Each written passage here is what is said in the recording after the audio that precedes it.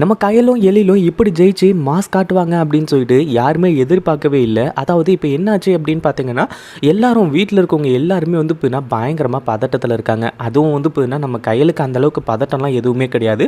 அவங்க சொன்ன மாதிரி வந்து பார்த்தீங்கன்னா தன்னோட கண்களை கட்டிக்கிட்டு அடுத்ததாக நம்ம எழிலுக்கு வந்து பார்த்தீங்கன்னா இப்போது இன்ஸ்ட்ரக்ஷன் வந்து கொடுக்க ஆரம்பிச்சுறாங்க.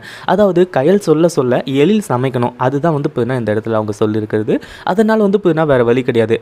எழில் நீங்கள் எதுக்கும் கவலைப்படாதீங்க, நான் சொல்கிறபடி நீங்கள் கான்ஃபிடென்ட்டோட வந்து பார்த்தீங்கன்னா சமைங்க, நான் வந்து பார்த்தீங்கன்னா எனக்கு முழு நம்பிக்கை இருக்குது நீங்கள் நல்லா சமைப்பீங்கன்னு சொல்லிட்டு அப்படின்ற மாதிரி சொல்லி எல்லாத்தையுமே ஸ்டார்ட் பண்ணி கடைசியில் இப்படி வந்து பார்த்தீங்கன்னா எழில் மாஸ் காட்டிட்டாரு. அதாவது கயல் மட்டும் நல்லா சமைக்கலை, நம்ம எழிலும் வந்து பார்த்தீங்கன்னா நல்லா சமைச்சிருக்காரு அப்படின்ற பேர் வாங்கினது மட்டும் இல்லாமல் கடைசியில் வந்து பார்த்தீங்கன்னா இப்போது நம்ம எழில் செஞ்சது தான் வந்து ஃபர்ஸ்ட் வந்து வருது.